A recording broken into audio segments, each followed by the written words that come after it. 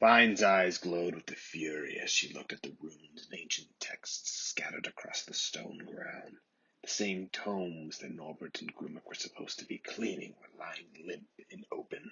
"Explain, now," she hissed. Norbert cried immediately. "It was a monster, Professor, and it was going to eat us, and the Grimwick's fire didn't work, and we tried to throw books at it, and it wouldn't do anything, and it kept coming. And where is this monster now?"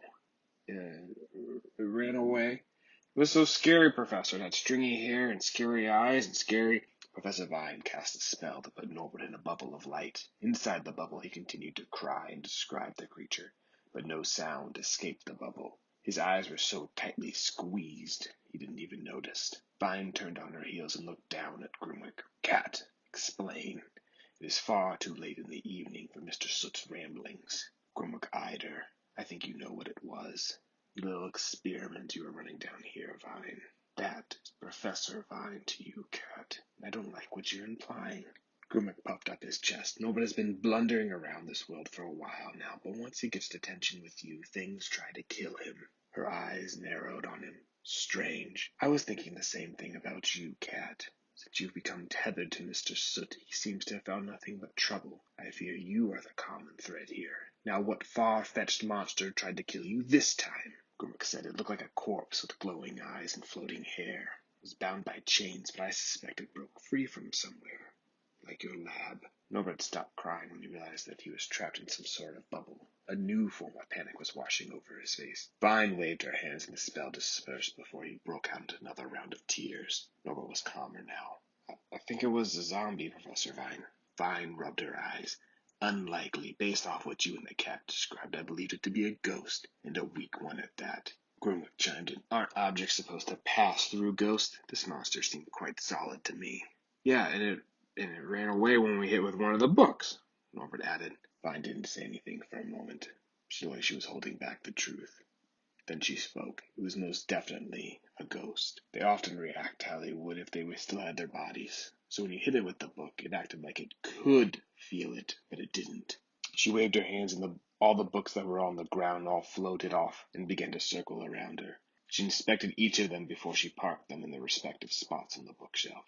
"It was merely a ghost, and you still showed cowardice and disregard for these ancient and priceless tomes, Mr. Soot. You were in charge of protecting them, not destroying them. Due to your blatant disregard for our history, and for one that you were charged with protecting, I'm going to issue a second strike, Mr. Soot. The first for summoning this cat, and the second for the total disregard of our history. One more, and I'll have you personally expelled." That smile crept back to her face. "You know what that means for the both of you, right?" "And how is that fair, you hag?" Grimwick barked. "Would have you preferred we had been killed instead of—" Vine held Grimwick's voice again in her hand. "Cragstone Mage Academy is designated as a historical center for the entire world. Its history and artifacts are to be protected. Destroying or damaging them could result in immediate expulsion. Seeing that none are damaged, I'm being generous with letting Mr. Soot off with merely one strike." Grimwick had more to say, but he couldn't because of that stupid spell where she steals his mouth. Norbert hung his head in defeat, and then she did return Grimwick's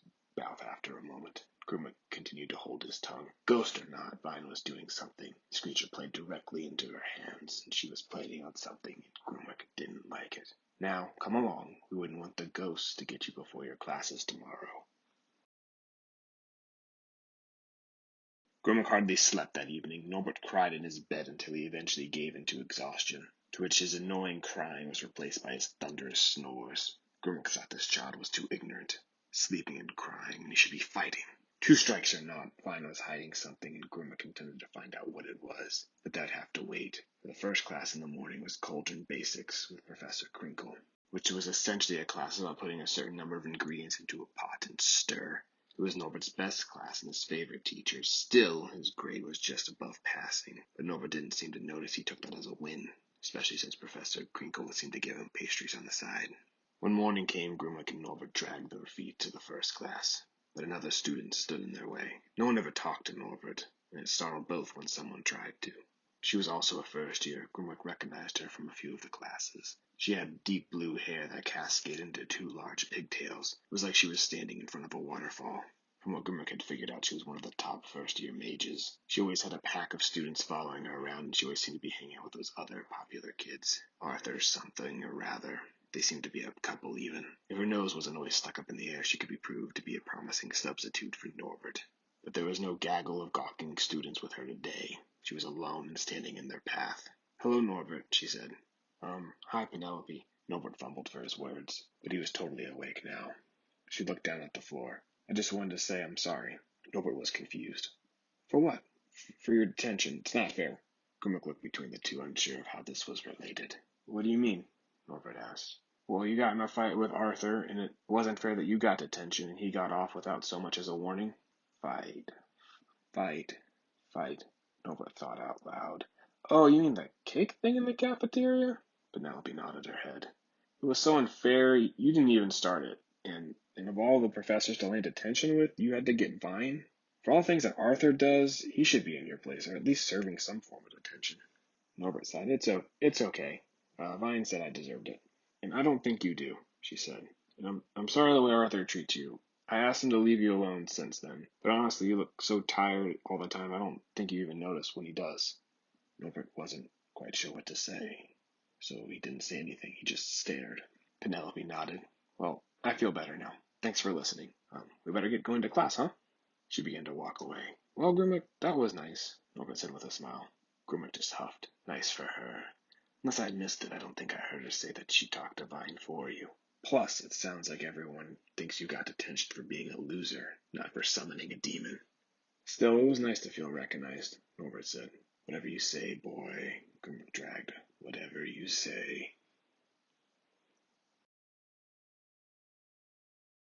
Today was an on-hands day on Cauldron Basics, where the students actually got to make the recipes themselves. Normally, the professor would often pair up the young mages, so as to cover more stations. Normally no one paired up with Norbert, for he always made a mess and no one dared be seen talking to him. But today Professor Crinkle said that they were cooking with heat, and everyone needed a partner.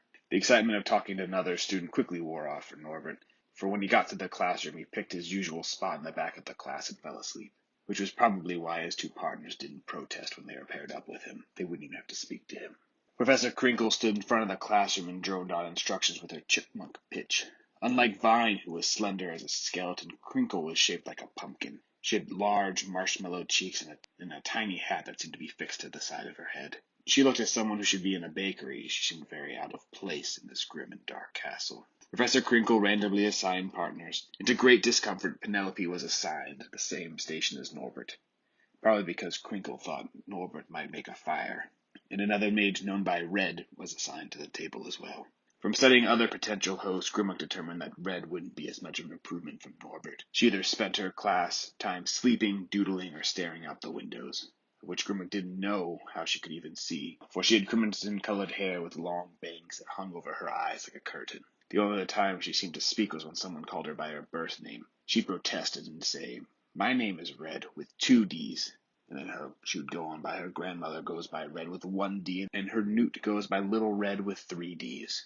Today the students are making lava cheese, an excellent recipe for those wishing to spice up their sandwiches. "Alright, let's move you away from the boiling water." Penelope pushed Norbert so his head fell on the counter instead of into the cauldron.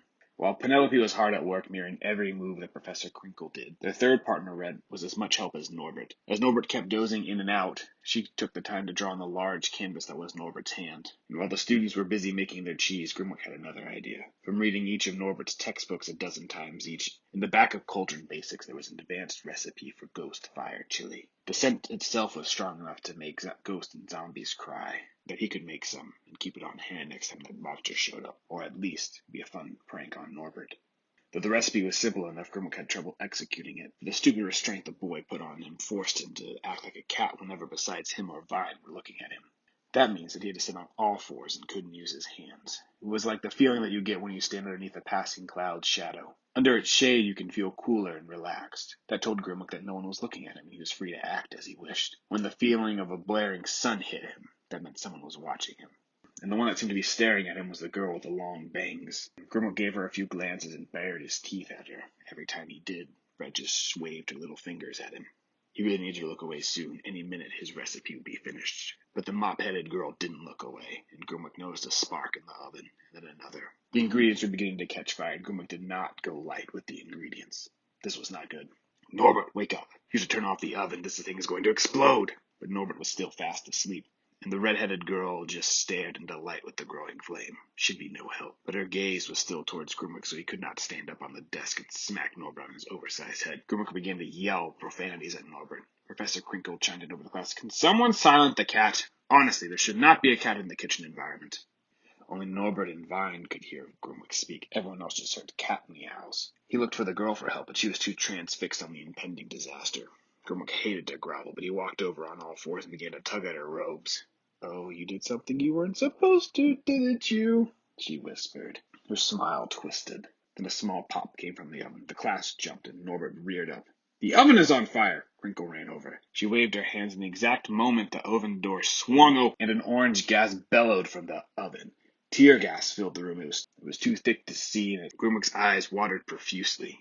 Students began to throw up. Eventually, someone found the door, and the orange smoke rolled down the hallway. Soon, other classes began to evacuate. Professors materialized, and with a lot of spells and swearing, the orange smoke was dissipated. With the smoke cleared, it revealed an orange, chili-soaked Professor Crinkle, a burnt oven, and Norbert clutching Grimwick just feet from the oven. Onlookers had materialized outside the classroom. Of course, the first to clear the line was Vine. The sea of onlookers parted for her. Her voice crackled above the rest. Mr. Soot, am I to suspect this is your doing? And her anger seemed to dissipate with a little bit of joy, and that smile crept back on her face. This would be strike number 3. A snickering crowd of students had assembled, and their eyes gleamed at the mess that was inside the classroom. Professor Crinkle was covered in an orange paste that, with her round body, made her look like a pumpkin with legs. Orange streaks covered the classroom, and Norbert and Grimwick's eyes were still watering from the gas. And Professor Vine looked down at Norbert. In all my years of teaching, I have never had a student as disappointing as you, Mr. Soot. You lack all common sense and magical abilities. You are well aware that creating an explosion of this magnitude, inflicting harm on your peers and the faculty, is worth several strikes, and this would be your 3rd one. I will take you to the head mage. Your expulsion will no doubt ensue, and I will escort you off this premise personally. Your things will be shipped to your most recent address. She towered over Norbert and Grimwick. Now come, best be off. But it wasn't me, Norbert croaked. Vine eyed Grimwick, whose head suddenly felt heavy. If it wasn't you, I suspect your pet might have something to do with it. In my eyes, that still makes you responsible. Now get up and stop crying. You look pathetic. Norbert lumbered to his feet. Even Grimwick had trouble standing. He didn't care for the boy, but he made him a deal to help him finish this semester, and he failed to keep it. Worse than his failure, knowing that when he was escorted off the island by Vine, she would no doubt kill Grimwick before shipping Norbert to whatever corner of the world he came from. Grimwick's instincts told him to run, but that wouldn't do any good. He'd just teleport back to the boy. Snickering was already beginning to echo down the hallway. Move out of my way unless you all want to serve some detention, Vine hissed. The snickering stopped, and the crowd of students and faculty parted to make way for Vine and her prisoners. Then one stepped out of the crowd. Her blue hair had spats of orange in it. Professor Vine, this wasn't Norbert's fault. It was mine, Penelope said, looking to the ground. Vine glared at Grimwick and Norbert. Then her head snapped back with a raised eyebrow. Miss Crest, I'm rather surprised to hear that. Always a model student, how are you responsible for this mess? Professor Vine weighed the destruction that could only be caused by Norbert. I set the temperature too high. I thought I could make an advanced recipe while also making basic cheese. I don't know how I got out of control. Her face was red with embarrassment. There was no way her fumbling and lack of eye contact convinced Vine that she was telling the truth. But before Vine could retort, the mop-headed mage stepped out into the open pathway as well. Maybe I can explain that. I added some extra ingredients to the recipe. I thought it would make a little excitement. Not this much, so my bad. But Norbert didn't do it. He was asleep most of the class. Vine looked back at Norbert and Grimwick, both who seemed too stunned to speak. Vine stared deep into Grimwick's eyes. Grimwick wasn't the best at lying, and the story was probably all over his face. He was to blame, not these students. Vine's eyes narrowed like a hawk, and then her smirk came back. Very well, Miss Crest and Miss Rideau. I'm very surprised to see this type of behavior from either of you. Miss Crest, even when you tackle advanced topics, you seem to execute them flawlessly. And Miss Rideau, I've never witnessed you take such initiative in a project before. I'd like you to know that these punishments will be severe, so I'll ask again.